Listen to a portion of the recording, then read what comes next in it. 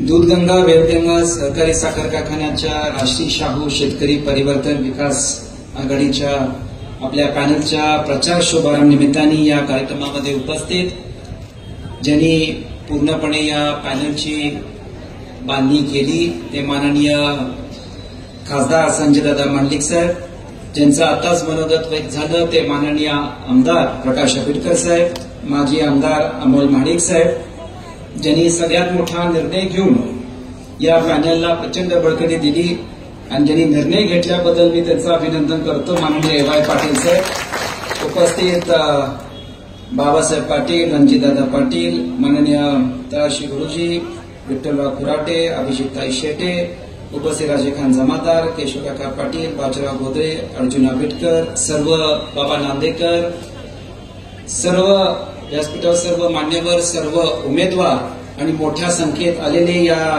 पॅनलला पाठिंबा देण्यासाठी सर्व शेतकरी, सभासद, बंधू भगिनी आणि पत्रकार मित्र, आज जे प्रचार शुभारंभ झाला, माझ्या हिशोबाने हा प्रचार शुभारंभ फार ऐतिहासिक झाला आणि ह्याच्यामध्येच आपला विजय आज मिळाल्याबद्दल मला जाहीर करायला अभिनंदन करतो. आता उद्या त्यांची सभा होईल आणि त्याच्यामध्ये एकच गोष्ट सांगितली जाईल की हे विरोधी पॅनल आमच्या विरोधात का झालं, स्वतःच्या महत्वाकांक्षेसाठी झालं, स्वतःच्या फायद्यासाठी झालं. मी स्वर्गीय राजेंचा चिरंजीव म्हणून मी आपल्याला सांगतो, आम्हाला तिथं मान सन्मान दिला नाही, आम्हाला तिथं जागा दिल्या नाही, आम्हाला चर्चेला बोलवलं नाही. या गोष्टीसाठी आम्ही हे पॅनल नाही केलं. आम्ही हे पॅनल एकाच गोष्टीसाठी केलं की आता सभासदांची सत्ता त्यांच्या हातात देण्यासाठी आपण हा पॅनल केलेला आहे. हे मला आवर्जून इथे उल्लेख करायचा आहे, ज्याचा उल्लेख ए.वाय. साहेबांनी केला, आंबेडकर साहेबांनी केला की 2005 मध्ये स्वर्गीय राजेसाहेब आणि स्वर्गीय मंडलिक साहेब पहिल्यांदा एकत्र आले. राजकारणामध्ये कट्टर विरोधक मानणारे दोन्ही नेते एकाच व्यासपीठावर बिद्रीमध्ये आले आणि त्यावेळी पण वातावरण असं होतं की एक हाती सत्ता कोणाची तरी येणार आणि हे दोन्ही नेते मला वाटतं माघारच्या दिवशीच हे दोन्ही नेते एकत्र आले आणि तेव्हा बिद्रीमध्ये बऱ्याच वर्षानंतर परिवर्तन घडलं. हे आवर्जून मला उल्लेख करायचा आहे.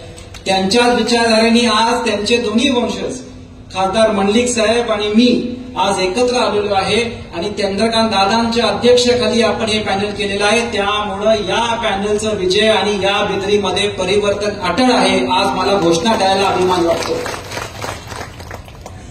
या कारखान्याचं आणि माझं वैयक्तिक घराण्याचं नातं आहे, मी हे स्पष्टपणे सांगतो. खासदार साहेब, जेव्हा हा कारखाना सुरुवात झाली तेव्हा माझे आजोबा माननीय बाळ महाराजांनी तेव्हा 25,000 रुपयाचे शेअर्स या कारखान्यामध्ये घेतले होते. तर त्या काळामध्ये या परिसरामध्ये लोकांच्या हितासाठी कारखाना व्हायला पाहिजे, म्हणजे त्या काळाचे 25,000 म्हणजे आज त्याची किंमत किती होईल. आणि तेव्हा इथं धरणाचं कुठलं पाणी नव्हतं. तेव्हा सर पिराजराव तलावामधून पहिल्या 2 सीझनला पाणी बाळ महाराजांनी आता या कारखान्यात दिलं होतं आणि त्यामुळं या कारखान्यामध्ये चांगलं कारभार व्हायला पाहिजे. ही जबाबदारी बाळ महाराज आणि स्वर्गीय राजेंच्या काळापासून ही जबाबदारी आता माझ्यावर आहे आणि हे मला सर्वप्रथम आपल्या सगळ्यांना सांगायचे की त्यासाठी आपण हे पॅनल केलेलं आहे.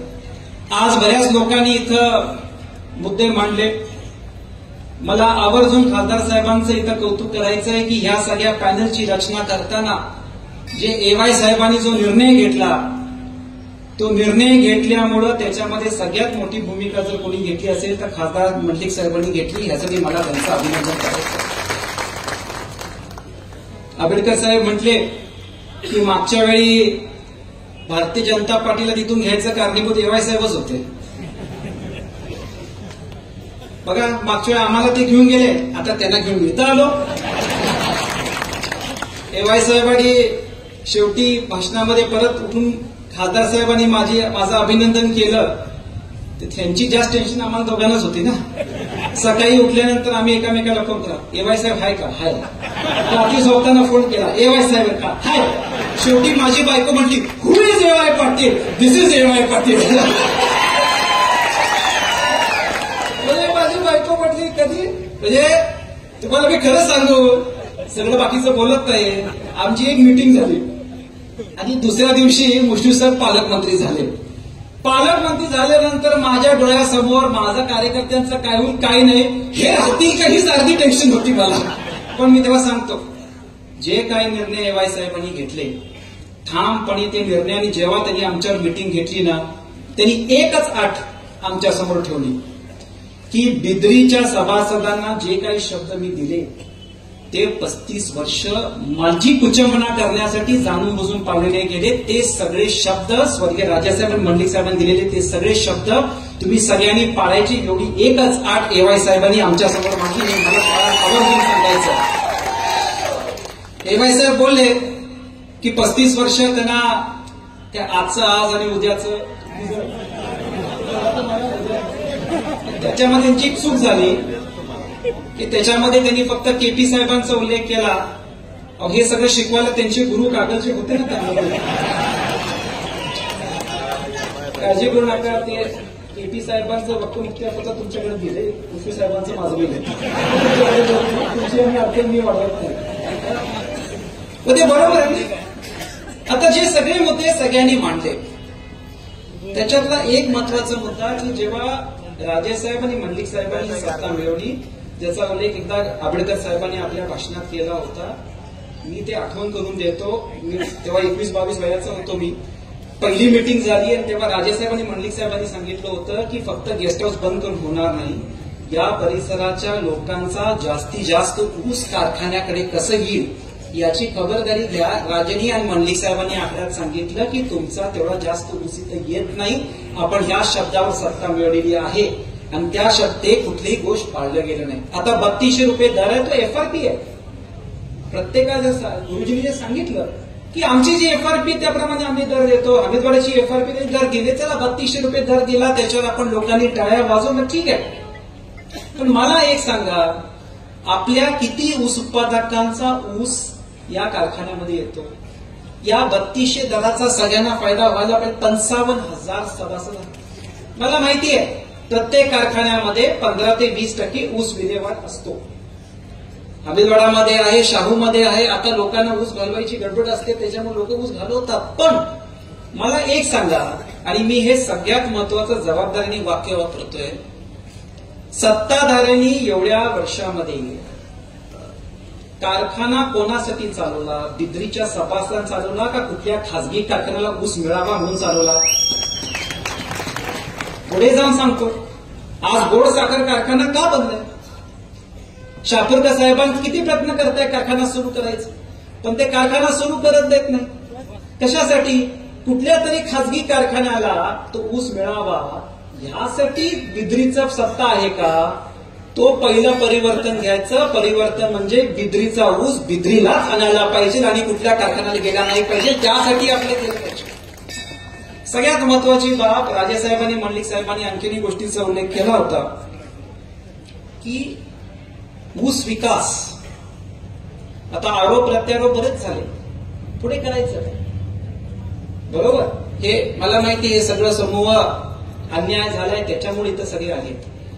ऊस विकास याचा उल्लेख एवाय साहेबांनी केला की इलेक्शन टू इलेक्शन घेतलं जातं. ऊस विकास म्हणजे केन डेव्हलपमेंट प्रोग्राम जे आपण म्हणतो, हा फार महत्वाचा आहे की जेव्हा आपल्या ऊस उत्पादक शेतकऱ्यांचं प्रत्येक टनामधलं प्रत्येक एकरावरचं टनेज जर वाढलं तर त्यांना या दराचा फायदा होईल. आणि एकूण 2003 ला राजेसाहेबांनी याची सुरुवात केली आणि त्यासाठी मी आज आपल्याला शब्द देतो की हे केन डेव्हलपमेंट प्रोग्राम जे आहे, ऊस विकास परिसंवाद जे शाहू कारखान्यामध्ये आहे, सत्ता आल्यानंतर एवाय साहेब, आंबेडकर साहेब, खासदार साहेब, मी ऑलरेडी 4 केन डेव्हलपमेंट ऑफिसरची इंटरव्ह्यू घेऊन तुम्हाला दाखवणार आहे नावं. त्याच्यामधला पहिला केन डेव्हलपमेंट ऑफिसर या परिसरामध्ये नियुक्त केला पाहिजे आणि ऊस विकासचा स्वतंत्र कार्यक्रम आपण इथं राबवला पाहिजे की आपल्या परिसरामध्ये 20 टनाच्या खाली प्रति एकरी अशी किती शेतकरी आहेत त्यांच्यापर्यंत आपण गेलं पाहिजे. मग अशी मी आणि खासदार साहेब बोलत होतो की 92,005 ऊस हा सर्वाधिक इथं आहे. आमच्या शाहूच्या पट्ट्यामध्ये 86,032 आहे. हा हाय रिकव्हरी, एका काळी 671 जो होता हा 92,005 त्याचं रिप्लेसमेंट झालेला आहे. हा हाय रिकव्हरीचा ऊस आहे. हा हाय रिकव्हरीचा सगळा ऊस दुसऱ्या कारखान्याला जायला लागलाय. तोच ऊस आपण इथं ठेवला आणि प्रत्येक एकरामध्ये 20 टनाच्या खाली आपल्या उत्पादकांना मार्गदर्शन केलं आणि त्यांना 30 टन 40 टनावर आपण जर देऊन गेलो तर या कारखान्याच्या तोडणी वाहतूक खर्च किती वाचणार याचाही हिशोब आपण सगळ्यांनी केला पाहिजे. आणि केन डेव्हलपमेंट प्रोग्राम कुठला राजकीय मेळावा नाहीये की इलेक्शन आल्यानंतर तुम्ही तो घ्या. तो 5 वर्ष 10 वर्ष 15 वर्षाचा प्रचंड परिश्रम आहे की ज्याच्यामध्ये शेतकऱ्यांना त्याचा फायदा होईल. जर शेतकऱ्यांना आपण त्याच्या सबसिडी आणि उपयोग करून दिलं तर तेवढी बांधिलगी शेतकऱ्यांच्या प्रत्येक कारखान्यावर राहते आणि त्या अनुषंगाने आपण त्याचा विचार केला पाहिजे. त्याच्या पुढे सगळ्यात महत्वाची बाब आंबेडकर साहेबांनी सांगितलं की ते स्वतः एका बिद्रीच्या कामगारांचे चिरंजीव म्हणून ते आज हे पॅनल लढवत आहेत. आज कामगारांच्या बद्दल सगळ्यात महत्वाचा मुद्दा मला इथं मांडायचा आहे. कामगार चिठ्ठ्यावर आले आणि चिठ्ठ्यावर रिटायर झाले. कामगार चिठ्ठ्यावर नियुक्त झाले, चिठ्ठ्यावर रिटायर झाले. हे बघा, कुठलाही कामगार असेल त्याचं प्रमोशन त्याच्या कर्तृत्वावर पाहिजे, त्याच्या कुठल्या नेत्यांनी लावलं त्या नेत्याच्या कर्तृत्वावर नसावी, कामगाराच्या कर्तृत्वावर पाहिजे. आज मी समरजी गाडगे ज्याचा उल्लेख आंबेडकर साहेबांनी केला, माझ्या आयुष्यामधल्या राजेसाहेबांच्या काळापासून सगळ्यात मोठं एक्सपान्शन 170 कोटीचं कारखान्याचं सगळ्यात मोठं एक्सपान्शन मी करतोय आणि चॅलेंजिंग एक्सपान्शन आहे. मी माझ्या कामगारांचा मला प्रचंड अभिमान वाटतो की मी आज काल रात्री इथून सगळं दौरा मेळावा करून रात्री रिपोर्ट घेतलं, एक्सपान्शनची पाहणी केली. एक्सपान्शन करताना कुठलाही कारखाना म्हणजे तुमच्या कारखान्याचं पण एक्सपान्शन झाल्यानंतर 1-2 महिना कारखान्यात एक्सपान्शन चालूच असतं. मी एकमेव चेअरमन आहे ज्याचे कामगार असे आहेत की माझं एक्सपान्शन 13 दिवस बिफोर टाइम होणार आहे. याचा मला सार्थ अभिमान माझ्या कामगारांना मला इथे उल्लेख करायचा आहे. हे कामगारांची प्रोडक्टिव्हिटी कशामुळे वाढते? कारण त्यांना माहिती आहे की या कारखान्यामध्ये शाहू कारखान्यामध्ये अशी सिस्टम आपण लागू केलेली आहे ज्याच्यामध्ये कामगारांना न्याय देण्यासाठी प्रमोशन, परमनंट, कंत्राट हे सगळं एक सिस्टम लावलेली आणि त्या सिस्टम प्रमाणे तो कारखाना चालतो. आणि येत्या काळामध्ये मी आपल्याला शब्द देतो, सत्ता आल्यानंतर आपल्या सगळ्यांना वाटत असेल की आमच्या कारखान्यामधलं जे कामगारांचे व्यवस्थापन आणि जी कामगारांना न्याय व्यवस्थापन योग्य असेल तर सत्ता आल्यानंतर शाहू कारखान्याची ही व्यवस्थापन लागू करायचा शब्द, कामगारांना न्याय द्यायचा शब्द समरजी घाडगे आज तुमच्यासमोर देतो. भविष्य काळामध्ये या कारखान्यामध्ये आपल्याला आता आरोप प्रत्यारोप ठीक आहे. आपल्या देशाचे पंतप्रधान माननीय नरेंद्र मोदी साहेबांनी इथेनॉल मध्ये सगळ्यात मोठा आणि गडकरी साहेबांनी निर्णय घेतला ज्याचा आज एक्सपान्शन इथं होतंय. आपण एक समजून घेतलं पाहिजे की इथेनॉल हे या देशाचं साखर धंद्याचं फ्युचर आहे. या कारखान्याला फार वर्ष लागले डिस्टिलरी उभा करायला आणि येत्या काळामध्ये इथेनॉलचं असेल, ग्रीन हायड्रोजन असेल, ड्रायरचा विषय असेल, सल्फर फ्री साखरचा विषय असेल, हे सगळे विषय पुढच्या 10-15 वर्षामध्ये आपण कसं घेऊ याचा आपण विचार केला पाहिजे. आज इथं जी शिक्षण संस्था आहे, शिक्षण संकुल आपल्याला केलं पाहिजे. इकडच्या मुलांना इकडंच शिक्षण मिळालं पाहिजे. यासाठी चंद्रकांत दादांसमोर साकडं घ्यायची जबाबदारी आमच्या समोर आहे. आणि येत्या या प्रचारामध्ये आमदार साहेब, मी आणि बाबासाहेब पाटील त्याचे अध्यक्ष काही दिवस होते, मी डिटेल प्लॅन तुमच्या लोकांसमोर मांडणार आहे की हे आपण शिक्षण संकुल कसं उभा करायचं, शिक्षण संकुल उभा करून एज्युकेशन पॉलिसी काय पाहिजे ज्याच्यामुळे बिद्रीच्या सभासदांच्या मुलांना सबसिडाईज दरामध्ये, सबसिडाईज खर्चामध्ये इथं शिक्षण मिळेल आणि इकडचीच मुलं मोठ्या प्रमाणामध्ये पदावर जातील. कुस्तीबद्दल पण मला वाटते की शाहू कारखान्याने हमीदवाडामध्ये जे निर्णय घेतले आहेत त्याचं मानधन द्यायची प्रक्रिया पण आपण मोठ्या प्रमाणात केली पाहिजे. हे सगळे धोरण पुढच्या 5 वर्षामध्ये आम्हाला सगळ्यांना लागू करायचं आहे. कारण आरोप आणि हे सगळे बरोबर आहेत पण त्याच्याबरोबर करायचं काय हे सर्वप्रथम भूमिका समरजी घाडगे म्हणून मला आपल्यासमोर मांडायची होती. आता उद्याच्या सभेमध्ये आरोप प्रत्यारोप सगळे होतील, त्याचा आम्ही सगळे विषय खोडून काढू. पण जे काही मुद्दे मी मांडले याच्याबद्दल पण त्यांनी काही उत्तर द्यावं अशी मी अपेक्षा करतो. आणि त्यासाठी आपण सगळी मोठ्या संख्येत आला, फार वेळ घेत नाही, एवढ्या मोठ्या संख्येत इथं आपण आलात. मला खरंच वाटतं की हे सभा बघितल्यानंतर 2009 मध्ये स्वर्गीय मंडलिक साहेबांची जशी सभा झाली तशीच ही सभा मला वाटायला लागली आहे आणि तसंच परिवर्तन ते घडणार आहे. आणि आपण सगळे आज इथं आलात, आपल्या सगळ्यांना माझी विनंती, आम्ही सगळी जे व्यासपीठावर आलोय ते कशासाठी आलोय? तगडं पॅनल इथं झालेलं आहे. हिंदीमध्ये एक म्हण आहे, अभी नहीं तो कभी नहीं.